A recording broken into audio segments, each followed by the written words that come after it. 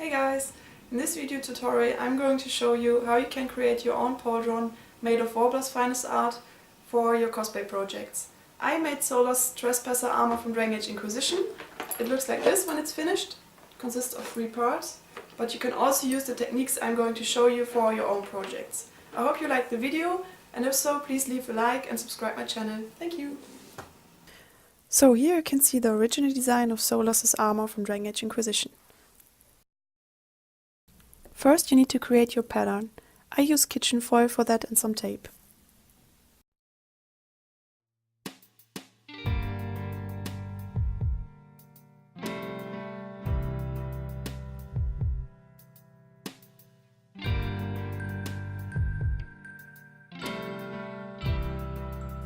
Draw your pattern onto the tape. First I wanted to use an underbase for the pauldron, but it wasn't necessary in the end, so I left it out. But if you have some more elaborate pieces, which didn't really fit onto a human shoulder, it definitely makes sense to create this. Next, cut out your pattern.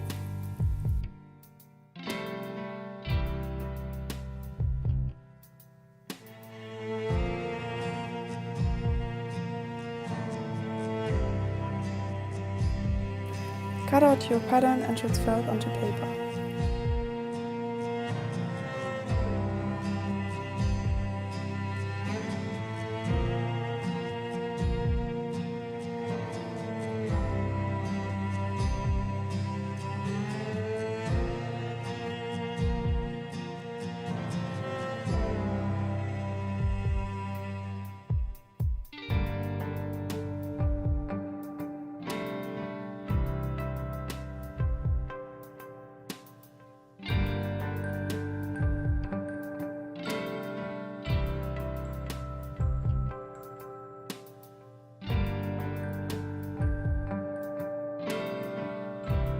Again, cut out your pattern and transfer it onto craft foam. I used 2 mm thick craft foam.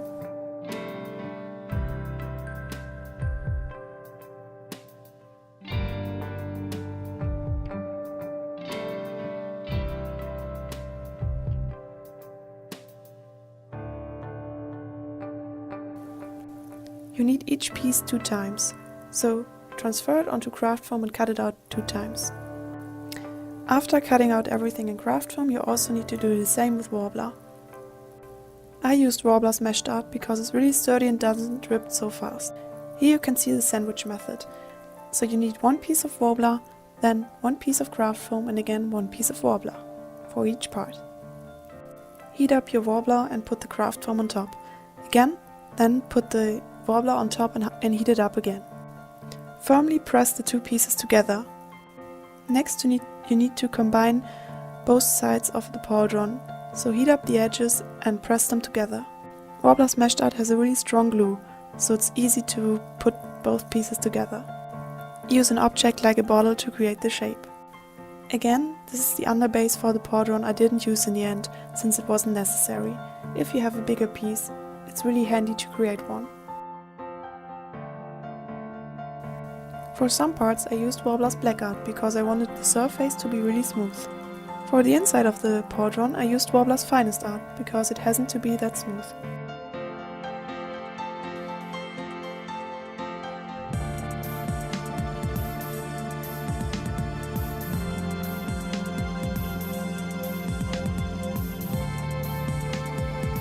If bubbles appear in the Warbler, you can use a needle to release the air. Next I put the front and back pieces together so that a 3D pauldron is created. I used Warbler's meshed art to strengthen the seams. So the rough shape of the first piece is finished. This piece is the one that sits directly onto the shoulder. Again I used the bottle to create the shape. Putting on the collar of the bigger piece was a bit tricky. You can use your Dremel to smooth the seams later on. Now I'm putting together the second big piece.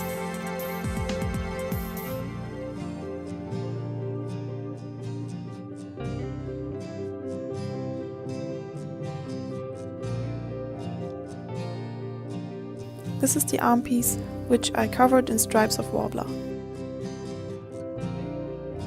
Alternatively to the Warbler stripes, you can also use different stripes of craft foam and cover it in only one layer of Warbler, so the piece gets more lightweight.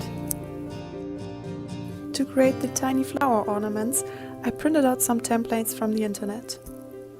For the ornaments, heat up 2 layers of Warbler. Then cover the Warbler with your printed out ornament. Use a sharp knife to trace the outlines of your pattern onto Warbler. Use some warm water to release the paper from the Warbler.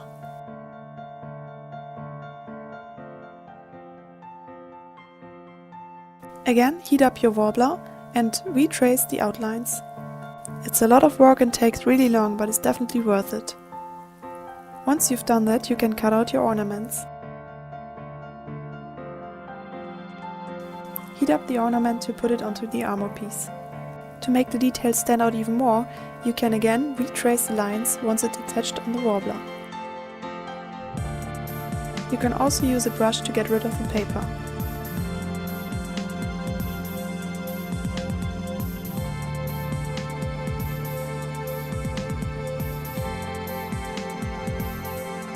Here you can see the almost finished arm piece with all of the ornaments.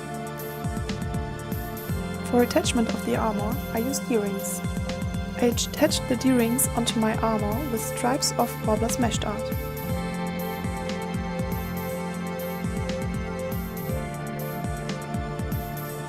As a primer, I used the Cosplay from Bioware in black. You can also buy this one from My Costumes. The parts you can see here are actually the bracers. I forgot to take a video of priming the Pauldron, but it's basically the same. This is what the primer looks like once it's dry. The base color for my armor is a steel color from La Chaux. For highlights, I use Bioware gilding wax.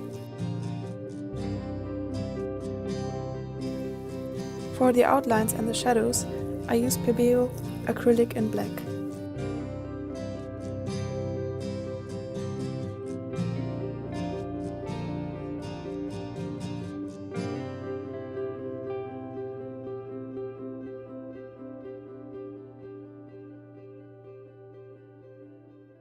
So this is the finished thing.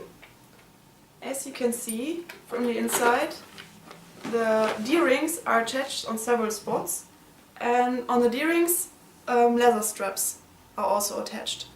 And I used different points for this so that the Pauldron sits perfectly without slipping from the shoulders. And this part here is for the arm, but it's also attached on the inside with the other 2 parts, as you can see here. And now you're gonna see how I'm going to put it on, or I'm going to put it on Toby. Okay, so now I'm going to show you how you can attach your armor or your Pauldron. And for this one I chose 1, 2, 3, 4, 5 different attachment points. The first one is in the inside on the neck. It's a long fake leather strap, and if he's wearing the whole costume normally I will put it underneath the cloak. I can make a knot so the Pauldron won't slip down.